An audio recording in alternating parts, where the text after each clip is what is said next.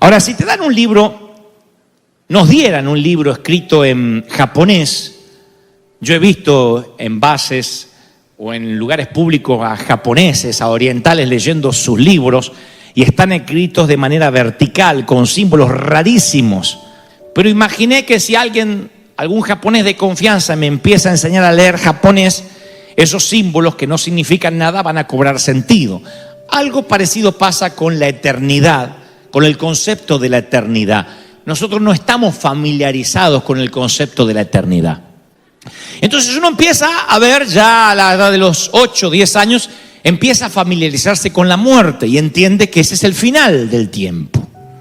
Uno va a un funeral por primera vez. Haga memoria, ¿cuándo fue la primera vez que te topaste con la muerte?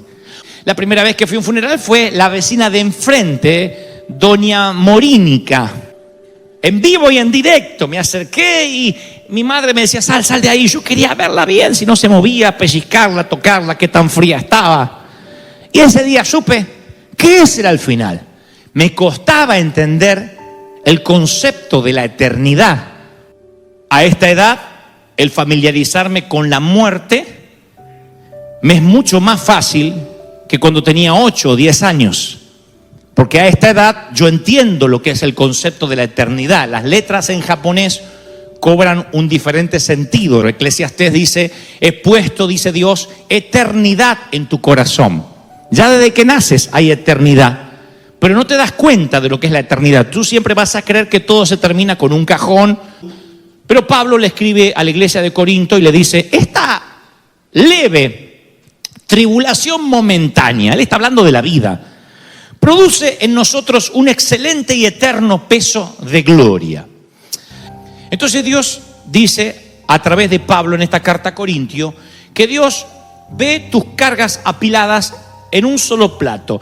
¿Qué hace Dios? Quita las cargas, hace desaparecer la muerte, hace desaparecer el dolor. Todo el mundo está sano y el que está enfermo es porque le falta fe. Oh no, eso es un evangelio barato. Pablo dice qué es lo que hace Dios. Él dice que pone un contrapeso del otro lado de las cargas. En un plato está la muerte, la enfermedad, el dolor. En el otro plato Dios pone lo que llama Pablo un peso de gloria, una eternidad. Y tú dices, bueno, estoy enfermo, no es lo que me gusta, pero ¿qué importa si yo me voy a la Nueva Jerusalén, si mi vida no termina como doña Morínica en un cajón? Yo voy más allá del sol, donde podré correr, donde podré tener salud, donde me voy a encontrar con mis seres queridos. Y la balanza se equilibra y todo tiene sentido. Si Cristo no viene antes a buscar a la iglesia y te va a tocar conocer la muerte, Él ya vio tu principio, tu propósito en la tierra y tu final. Él ya sabe cómo vas a morir. Él ya sabía cómo ibas a nacer, dónde ibas a nacer, cómo ibas a nacer, cómo te ibas a desarrollar, qué padres ibas a tener y qué padres no ibas a tener. Él lo sabe todo y ve tu vida como una fotografía. Y tu vida es pequeñita, chiquitita. Pero Dios dice, no importa, porque eso es una prueba, un ensayo de la verdadera obra teatral que se llama eternidad. Hay 2 palabras para definir el tiempo en el Nuevo Testamento. El primero es cronos, yo te hablé de eso alguna vez, y se refiere a la hora del reloj o el tiempo del calendario. Cronos es secuencial. Kairos es cualitativo, cuenta momentos. Salomón dice, hay tiempo para llorar, hay tiempo para reír, hay tiempo para esperar, tiempo para avanzar. Está hablando de momentos, no está hablando de la secuencia del cronos, sino de entender las temporadas del Kairos de Dios. La gestión del cronos, del tiempo regular, es importante, aquel que gestiona bien su tiempo. Pero cuando Pablo habla del tiempo, habla de las temporadas, dice redime el tiempo. Está usando la palabra kairos en el Nuevo Testamento. Está diciendo aprovecha las oportunidades.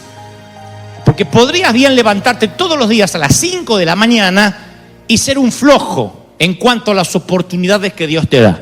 Así que bien, insisto con esto, tú podrías levantarte todos los días a las 5 de la madrugada, tener 4 empleos y tener flojera espiritual, porque no entiende las temporadas de Dios. Y a lo mejor estás en sitios donde Dios no te mandó, en una relación que Dios no aprueba, etcétera, etcétera, etcétera, por no entender las temporadas divinas.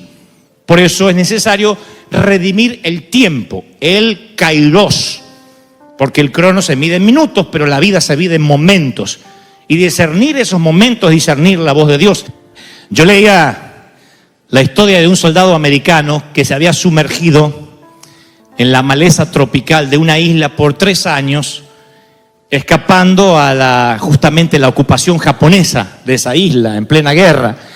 Y el 10 de julio del año 1944, en medio de la maleza, él divisa una embarcación amiga. En medio de la maleza, él saca un espejo de su mochila, lo dirige hacia el barco, inclina el espejo hacia adelante y hacia atrás, haciendo rebotar los rayos del sol en dirección al barco. Y entonces hace 3 destellos cortos, 3 destellos largos y 3 destellos cortos otra vez. En términos militares eso es punto, punto, punto, raya, raya, raya, punto, punto, punto, SOS. Luego daría una gran entrevista al periódico El Washington Post diciendo que un espejo había logrado salvarle la vida. Fue lo único que él pudo transmitir a la embarcación amiga. A mí se me ocurrió pensar, ¿qué tal si el espejo hubiese tenido, no hubiese colaborado, hubiese tenido vida el espejo? Y en lugar de reflejar el sol, hubiese optado por enviar un mensaje propio al espejo. Entonces el tipo quiere mandar SOS y el espejo dice, oh, ¿todo bien por ahí? Acá bien con los japoneses.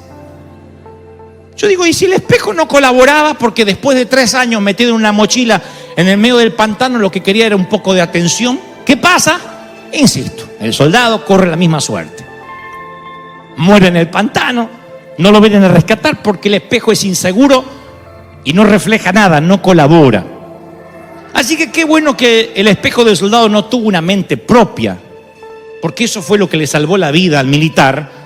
Pero lamentablemente los espejos de Dios sí tenemos una mente propia y no entendemos que nuestros 2 minutos en esta vida es para reflejar el mensaje del comandante en jefe del universo.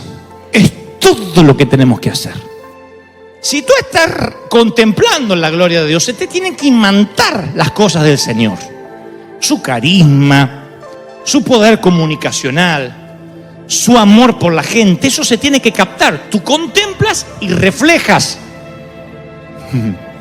Te acercas al Señor y te le pareces. No hay otro secreto. Es un par de minutos para entregar un solo mensaje. Para eso nacimos. Ese es nuestro propósito. ¿Para qué naciste? Y ¿para qué naciste? Es para reflejar la gloria de Dios, para transmitir un mensaje de rescate.